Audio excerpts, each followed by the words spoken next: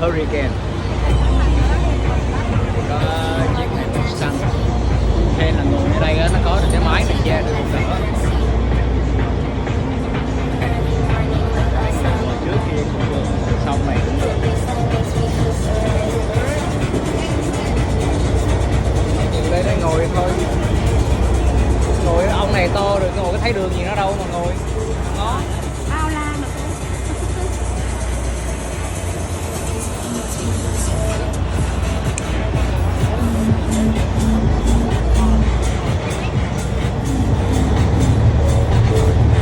rồi giờ nó sẽ về anh rồi. Cầm.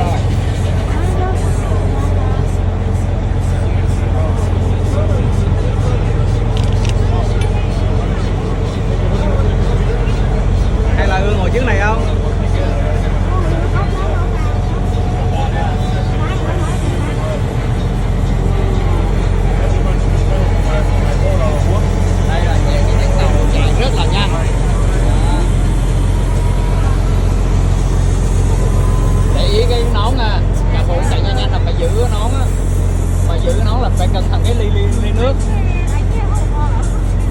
chứ không thôi là cái là bực cái là rớt ly nước là tiêu.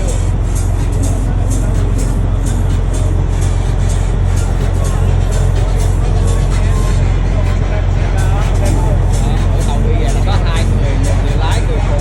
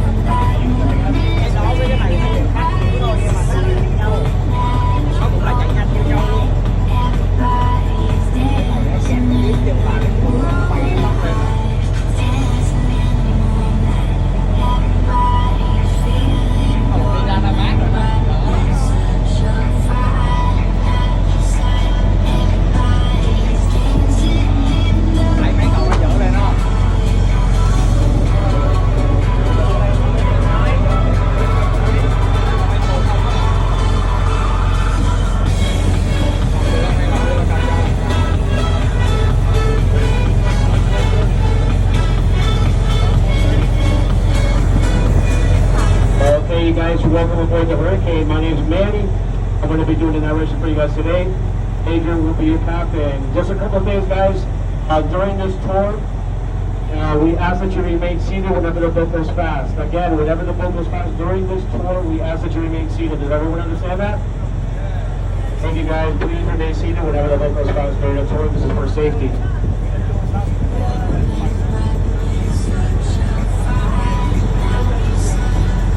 Also, no smoking, no eating, and please do not throw anything in the water. If you guys want to throw something away, please refrain from throwing anything in the water. Hold on to whatever you want to toss out and get back to the docks, please. You put it on the floor, you put it on the seat. It gets very windy inside the boat, comes up in the ocean. That's what we're called the Hurricane. Also, ladies and gentlemen, we do require that you guys put on your seatbelts. Everybody, seatbelt, please. I'm kidding, guys. We don't got seatbelts. I'm just joking around. I needed to change your face from serious to laugh because you guys are looking at me all serious. I needed to break that silence. But anyways, you guys, we do got to go slow for the next couple of minutes. Once we pick up speed, we go 40 miles per hour. It's pretty light breeze today, so 40, 45 mile per hour winds are going right to the boat. Be careful with your hats, your sunglasses, and girls, you know who you are. Watch out with those eyelashes because they will fly off. I see it happen every tour. Eyelashes just flying away. We got good music for you guys. Everybody should like what we have for you. An assortment of great music for you guys. We do get a little wet. You guys on the sides and in the back seats. Okay, you do get wet, so be careful with your stuff. It's just a little splash, but either way, just be careful. That is about it. Are you guys ready to go fast? All right, you guys, I appreciate your attention. Let's go. Ở bên kia là tàu đánh cá đó. Nó đi ra khơi nó đánh cá là tàu đó đó. Ừ không? Rồi, bán rồi nữa.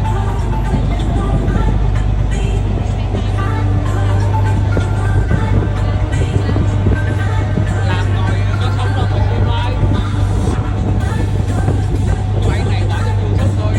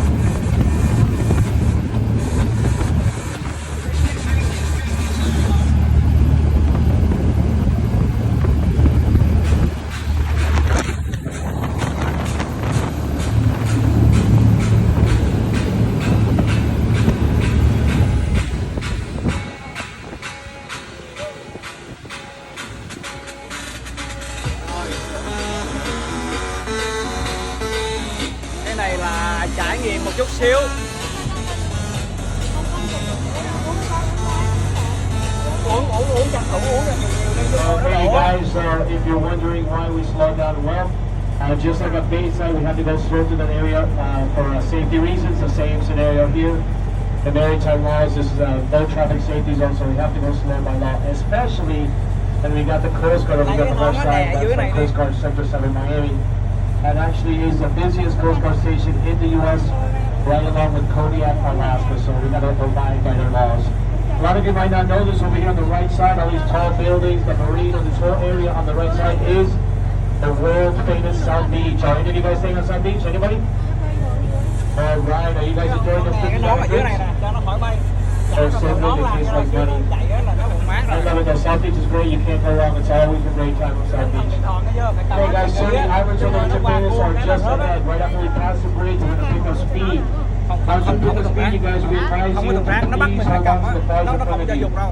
Every single seat has a safety belt. You hold on to the bars when we do twists and turns. So again, once you pick up speed, please hold on to the bars until we reach the islands of the Japan, which will be in about 5 minutes. Rồi chuẩn bị qua đây á là chạy nhanh lại nè. Bắt đầu chuẩn bị qua cái cầu này là nó đi nhanh lại nè.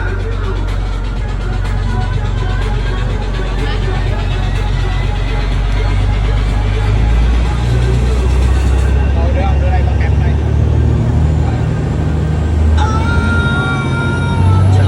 Rồi chuẩn bị tăng tốc tiếp nè.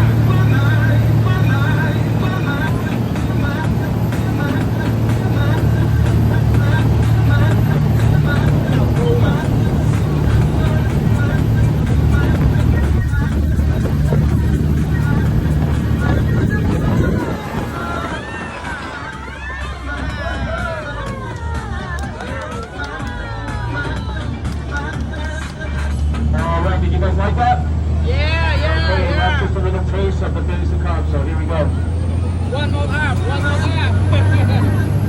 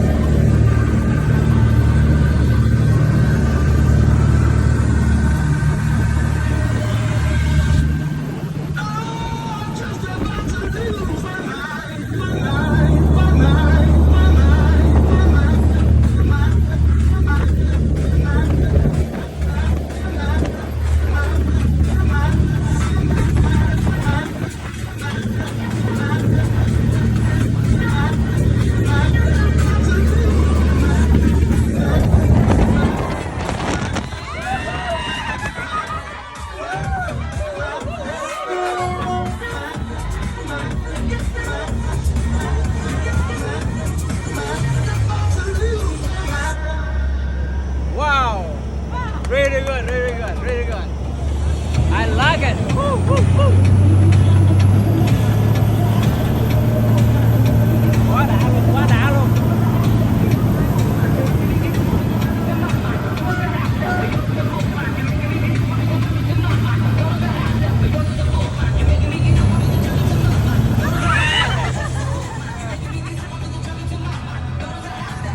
All right, you guys having a good time so far? Oh, I can actually tell by your new hairdos. Okay, guys, here we are, Islands of the Japan. We're right between Miami and South Beach, and these are all the islands of the Japan. On the left side is Còn cái này là đi được 45 phút mà bây giờ là đi được 15 phút rồi.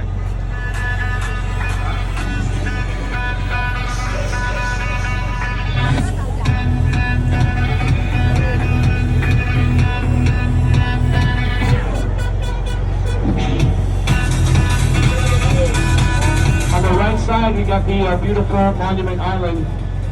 That little island right there is open to the public, sunrise and sunset. Everybody hangs out on the left side of the island. That's where the beach is. That's where the sandy beach is. It's also one of the popular spots to watch sunsets over the Miami skyline. A lot of amateur photographers come out here and wait till the end of the day. to take photos of the beautiful sunset over the Miami skyline. The name of the island is simple, Monument Island.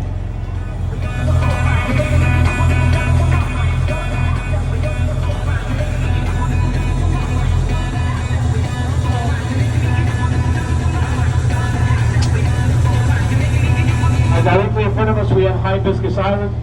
You'll notice there's a 3-story mansion with a dome on the roof. That mansion belongs to Ricky Martin, the guy that likes living La Vida Loca, a very famous musician, very popular guy here in South Florida. He has big parties. Just like his neighbor, Carmen Electra from Baywatch. She owns the yacht and the mansion with the tile roof. She has big parties also. What she does is she actually captains her own boat. After those parties, whoever wants to go, she loads up the yacht with family and friends and heads out to her vacation home out in the Bahamas. She does that basically all throughout the year. She'll spend more time out there than she does here in South Florida. She'll stay out there 6 to 8 weeks. Comes to Miami, stays here for about a week, and just does that over and over throughout the year. Of course, always weather permitting. Any of those times she'll go alongside another celebrity friend that lives on Star Island. He has a nice yacht. They go alongside each other for safety, which is a smart thing to do. They got the first loaded with family and friends. The next island over is Palm Island. Both of these islands are connected by small bridges to the MacArthur Causeway. In the 1940s, Al Capone made the Palm Island people safe for a few reasons. Number one reason, no bridge access back in those days. He had the only mansion on the island at that time, and it was completely flat, just set and rock. The fact that they were man-made islands, it took many years for these trees and palms to grow as lush as they are today.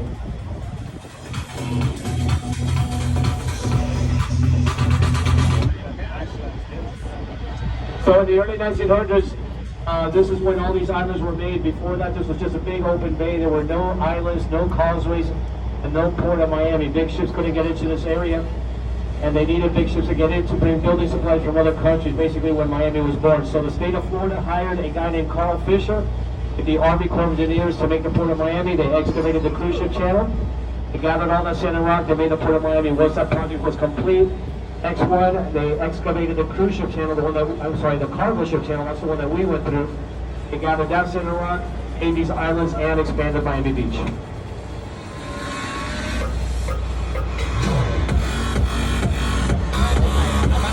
Now guys, we are looking at the largest mansion amongst all these islands, sitting on top of the largest property, covers almost a quarter of the island. Now this guy is obviously very wealthy. His name is Ngắn cái gì quay hết rồi lốt hết rồi vậy luôn, cắt cái gì có bao nhiêu là quay lên cho mày. Smiles to couples around the world. Anyone know what that pill is? Viagra. She said it with a big smile. If you look closely, there's a waterfall right here in the center. It comes up to the pool, goes into the garden. I just want to share this with you guys.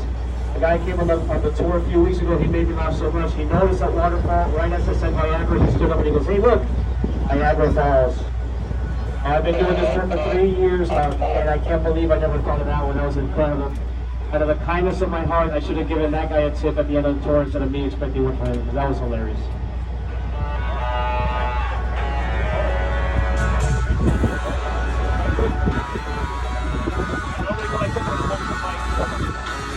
This mansion here belongs to the inventor of the ballpoint pen, Mr. Charles Parker. He's 85 years old, and he still has parties like he's 30. I finally figured it out. He has a Viagra connection right next door. You guys might recognize it from Bad Boys 1 and 2, Transporter 2, many episodes of CSI Miami. Built in the 1920, it used to be the clubhouse to the island. Not many of these built in the 20s and 30s still exist amongst these islands.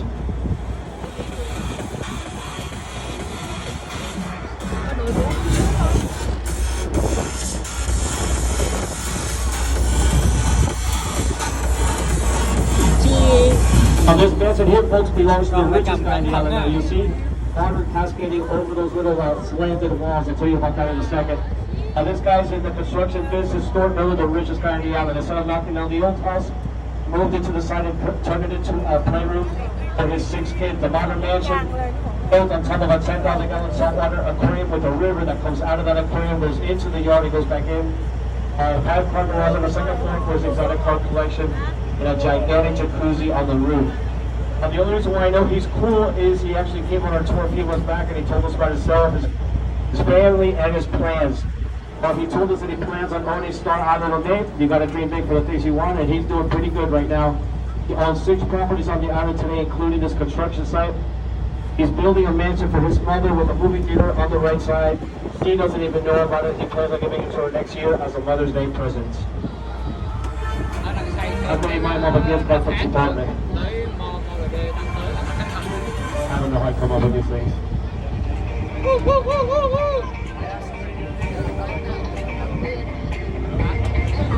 Any of you guys remember who number 32 was when he was at the Miami Heat?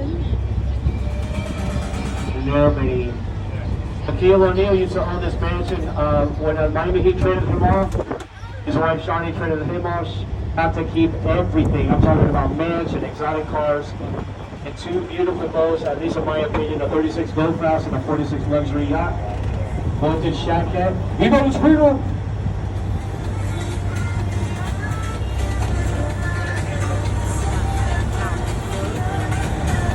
Trời jet ski kìa.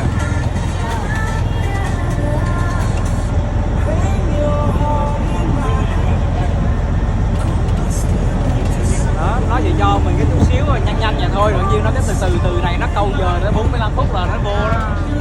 Không, chứ thật sự ra chạy nhanh nó chạy có một chút xíu rồi thôi. Đó, nhanh có một chút để mà cho mình la hàng thôi, rồi nó từ từ như vậy á. Vô tới bờ là 45 phút. Bây giờ là nửa tiếng rồi, chạy vậy là được nữa. Nửa tiếng rồi nè. Rocky Balboa used to own this mansion. Sylvester Stallone today belongs to Donald Planner, a famous women's shoe designer.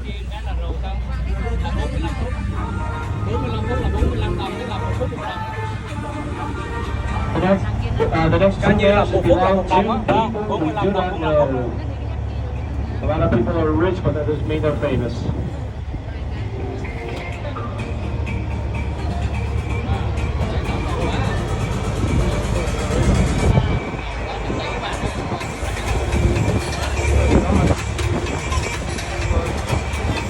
Okay, you guys, let's see if you can guess who I'm talking about. One of my favorite actors. This mansion behind the trees belongs to the rapper, the actor, the slapper.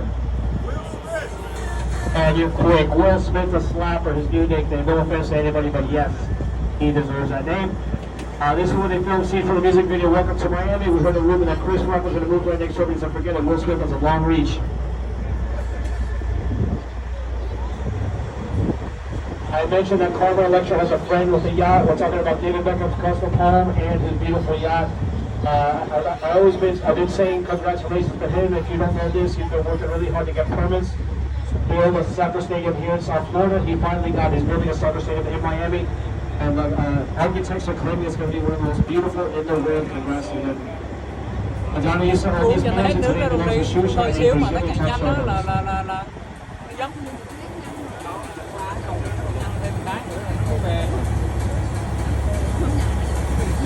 This mansion here belongs to the King and Queen of Miami. You'll notice there's two mansions. Very nice couple. If they're ever in the backyard, they always come to the edge and wave at us, even if it's the backside of the area. And Emilio Estefan, everybody knows they've been happily married for many years. Oh, you see there's two homes. She lives on the right, he lives on the left. Secret to a successful marriage. I'm kidding, guys. The one on the right's a recording studio and live in the house of left. All right, we're going to pick a screen and go check out some other sites, you guys. Let's go.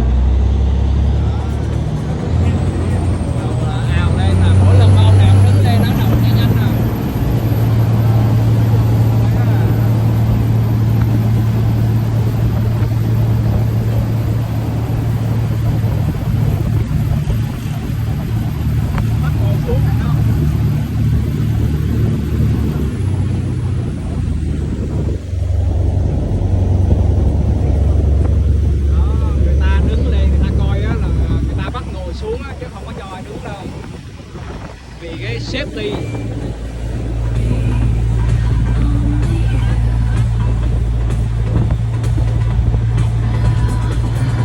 Ở dưới có áo phao hết không? Ở dưới gầm ghế có áo phao hết. Gầm ghế nào có áo phao hết. Áo phao hết. Thấy không? Cái là không bật thôi nhưng mà cái gì là phải đeo hết á.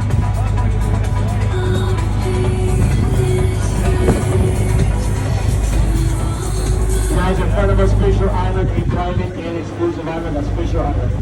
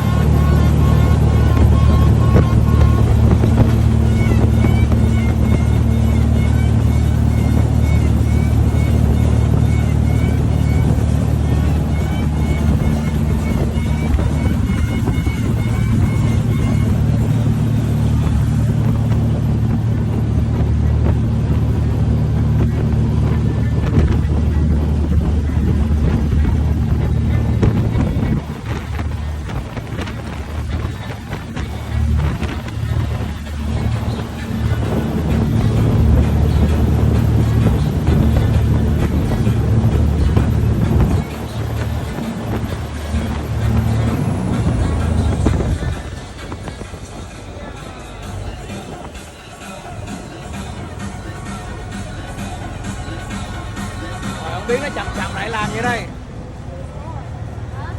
Okay, guys. Again, we're going to ask you to please hold on to the bars in front of you for the next few minutes. Please hold on to the bars in front of you.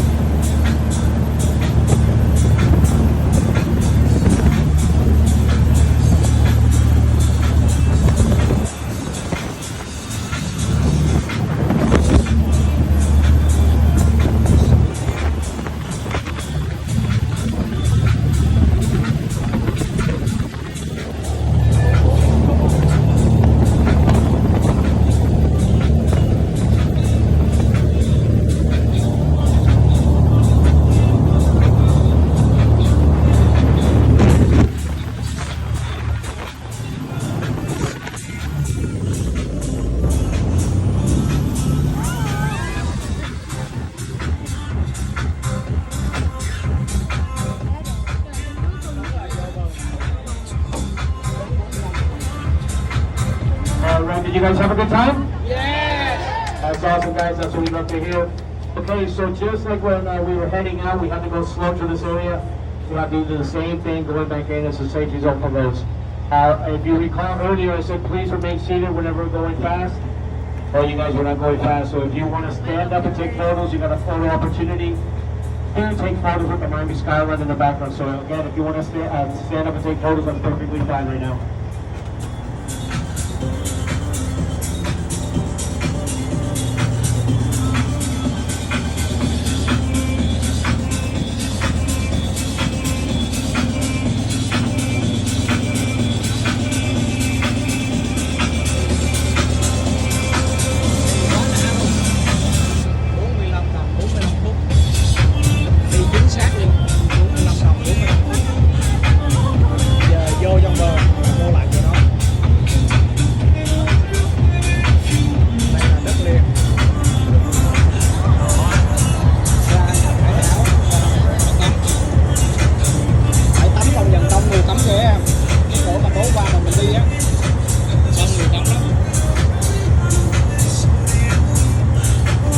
Nước biển nó lên mặn không?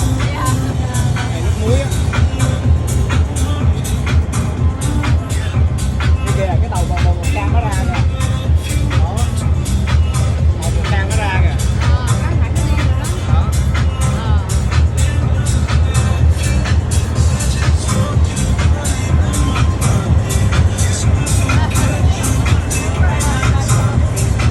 Cái tàu này chở rất nhiều người hơn tàu đó à.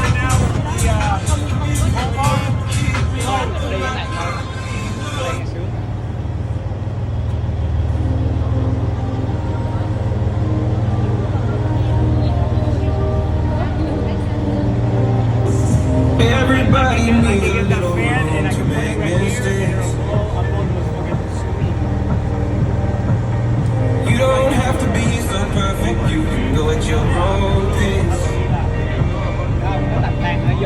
Just show me the real you so that I can feel you. I promise I won't let you down.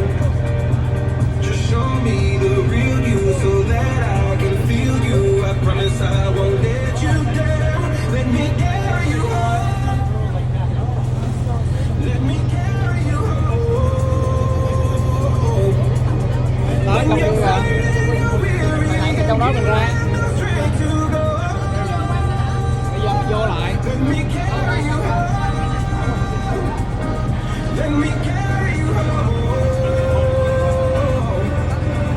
When there's no one to turn to and Tàu nó đi chậm, nó đi ra cái tỷ đồng hồ là còn chậm. Cái này nó ngon nè, cái này đi cái buông. let me carry you home.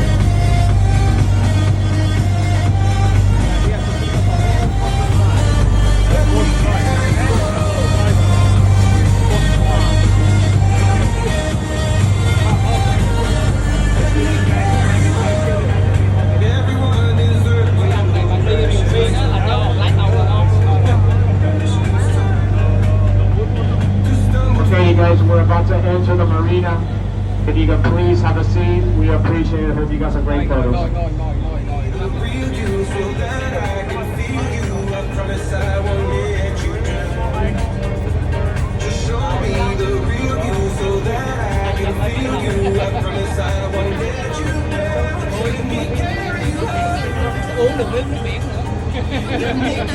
All right, folks, I want to say thank you for joining us today on the Hurricane. Hope you had a great time. Put your hands together for Adrian getting us out there safely and bring us back. Alright, thank you. Just like Mercury, #1 in the water. Okay, guys, just a couple of things. Please remain seated until we're completely set up for the dock for your safety. When you walk in the boat, please watch your step and use the handrails to guide you safely up the boat. Also, make sure you guys gather your personal belongings. Make sure you have everything that belongs to you. Before you exit the boat, please refrain from the boat office. So please double check you have all your stuff. And last but not least, some of you guys might not know this, some of you might forget. We're just going to kindly remind you and let you know for a good reason. Adrian and I both work for tips, gratuities, propina. We don't mean to sound pushy, folks. A lot of people just don't know or forget. We're in the hospitality business. The same way that bartenders and waiters make their living through your kind generosity, that's how we make our living. The majority of our income is through you guys. That's why we make sure you have a safe and fun time aboard the vessel. So with all that said, I'm going to be standing at the exit with a tip bucket. On the way out, show us how much fun you have by dropping us some love. Again, we appreciate it. We thank you very much. Have a great day, guys. Thank you.